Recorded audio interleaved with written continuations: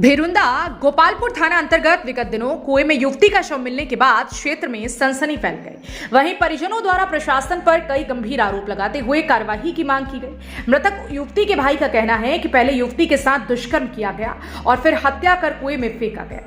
सबूत के साथ छेड़खानी करने, पुलिस द्वारा किसी प्रकार से भी अपराधी पर दंडात्मक कार्रवाई न करने जैसे कई गंभीर आरोप लगाए। वहीं पुनः एफआईआर लिखवाने की मांग के साथ कई बिंदुओं को लेकर ज्ञापन सौंपा गया।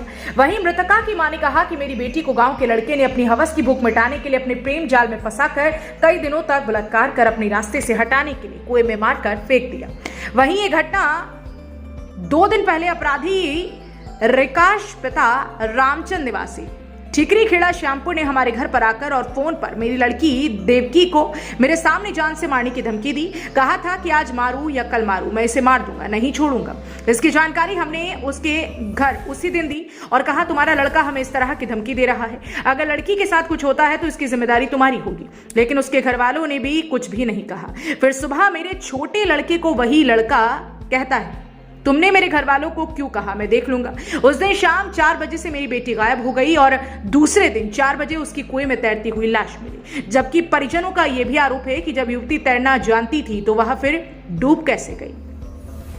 वहीं उसके पैरों पर घिसने के निशान घुटने पर मिले, लेकिन उनको भी पुलिस द्वारा अपने संज्ञान में नहीं लिया गया। मेरी बच्ची की आंखों पर, मुंह पर चोट के निशान है जिसका जिक्र प्रथम सूचना रिपोर्ट में नहीं किया गया और चोट की धाराओं का कोई उल्लेख एफआईआर में भी नहीं किया गया। वहीं पुलिस द्वारा अपराधी व्यक्ति को नाबालिग बताया जा रहा है, बल्कि वो बालिग है क्योंकि स्कूल के स्कॉलर रजिस्टर में उसकी जन्म संबंधी रिकॉर्ड है। इससे यह साबित होता है कि उसकी उम्र के साथ छेड़खानी कर सबूत मिटाया जा रहा है। वहीं पुलिस रिपोर्ट में कुएं में डूबने से मौत लिखा है, बल्कि मेरी बेटी को तैरना अच्छी तरह से आता है और कुएं और तालाब में दिन रात नहाती रहती है, तो डूबने का सवाल ही पैदा नहीं होता। वहीं परिजनों ने पीएम रिपोर्ट पर भी संदेह व्यक्त किया और कहा कि हमें भरोसा नहीं, इसको भी बदल दिया जा सकता है। इसलिए सभी अंगों का फिर से उच्च स्तरीय जांच हो और डीएनए टेस्ट कराने के साथ तत्काल हमारी सभी मांगों पर कार्रवाई करते हुए दिए गए सबूत के आधार पर प्रथम रिपोर्ट लिखी जाए और उसी के आधार पर कानूनी धाराएं लगाई जाएं व संबंधी शरणार्थी लोगों पर भी कार्रवाई की जाए।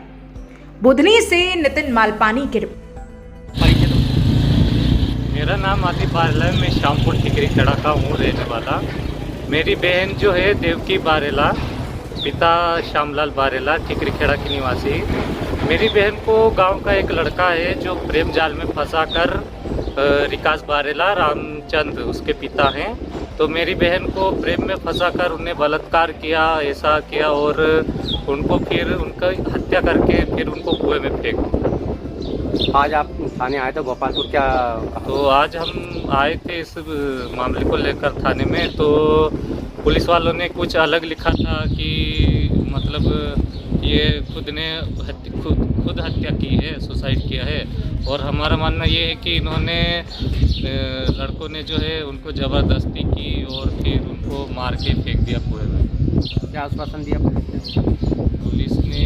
अब बोला है इस पर कार्रवाई की जाएगी। क्या मामला है सर? ये ठीकरी का मामला है। हम लोगों तक पहुंचा था, फिर हम पीड़ित परिवार से मिले। पुलिस वाले ने बताया कि हमारी लड़की के साथ में गांव के ही लड़के ने पहले बलात्कार किया, मतलब शारीरिक संबंध बनाए। शारीरिक संबंध बनाने के बाद में अपने से पीछा छुड़वाने के लिए कुएं में मारकर फेंक दिया। लड़के का नाम क्या है? विकास बारेला, गाँव के रहने वाले। हाँ, गाँव के रहने। फिर इस मामले को लेकर आज आप गोपालपुर पहुँचे, क्या गोपालपुर पूरा मामला क्या है? मामला ये है कि सर पीड़ित परिवार को जिस तरह से जो पीड़ित परिवार ने जो घटनाक्रम बताया था उसी के आधार पे आज तक कोई कार्रवाई नहीं की, बल्कि पुलिस प्रशासन ने 306 के तहत मर्ग कायम कर उसकी एफआईआर दर्ज कर दी। बल्कि उसके लड़की के साथ में शारीरिक संबंध बनाना, दूसरी बात लड़की को जो चोटें आई वो नहीं बताया गया और लड़के को नाबालिग बताया गया, तो इससे ये होता है कि उचित कार्रवाई नहीं हो सकती। क्या मांग की गई जी, आपके द्वारा क्या मांग की गई है? हमारी ये मांग की गई कि मम्मी के माध्यम से जो आवेदन दिया गया है उसमें पूरे फैक्ट लिख के हमने जो घटनाक्रम है वो पूरा दिया और इसी के तहत जो एफआईआर करनी है वो चाहिए हमें, और निष्पक्ष जांच होनी चाहिए। पीएम रिपोर्ट की जो पीएम रिपोर्ट की भी हमें किसी प्रकार से कोई भरोसा नहीं है, उसकी भी निष्पक्ष जांच होनी चाहिए। पीएम रिपोर्ट में क्या बताया गया? सर पीएम रिपोर्ट हमने देखा नहीं, अभी क्या करना है उसमें। पुलिस के लिए आप कोऑपरेट नहीं कर रहे? अभी पीएम रिपोर्ट हमें दी गई है। पुलिस का कहना है आप कोऑपरेट नहीं कर रहे हैं। बयान के लिए पुलिस 2 बार आपके घर गई, बयान नहीं दिया आपने। सर बयान के लिए दिए गए तो ऐसा थोड़ी बयान दिया जाता है। अब जब यहाँ पे प्रेशर दिया जा रहा है कि भाई आप बयान दे दो, बयान दे दो, तो उस दिन ही उस दिन ही ले लेते आप। उस दिन ही देने के लिए तैयार थे, तो आप उस आधार पे बयान क्यों नहीं तो आज भी तो पुलिस आपके घर गई थी बयान लेने, फिर आपने बयान क्यों नहीं दिया? जो आपके साक्षी थे वो भी नहीं दिए आपने? नहीं, हम खुद यहाँ पे गोपालपुर आके बयान देना चाहते थे ना, तो आज दिया है हमने। आवेदन के माध्यम से बयान दिए है। अब क्या चाहते हैं? उस आवेदन के माध्यम से उचित कार्रवाई हो, बस यही मांग है हमारी। ठीक, धन्यवाद। विगत दिनों में घटना हुई थी जिसको लेकर आज जो लड़की पर थे जो जिसका सुसाइड कराया या जो भी केस है उसको लेकर जो आवेदन दिया है, क्या कार्रवाई की जाएगी? पुलिस पहले भी आरोपी गिरफ्तार कर चुकी है।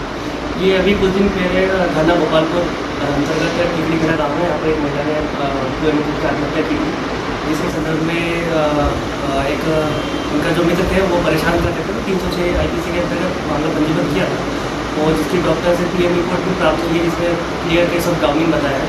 क्योंकि परिजनों को कुछ शंका थी, तो इस संदर्भ में जाँच जो थाना गोपालपुर पे थी उसको SDO की कार्यालय मेरे पास आ गई है, और जो भी उचित कार्रवाई होगी वो कार्रवाई इसमें की जाएगी।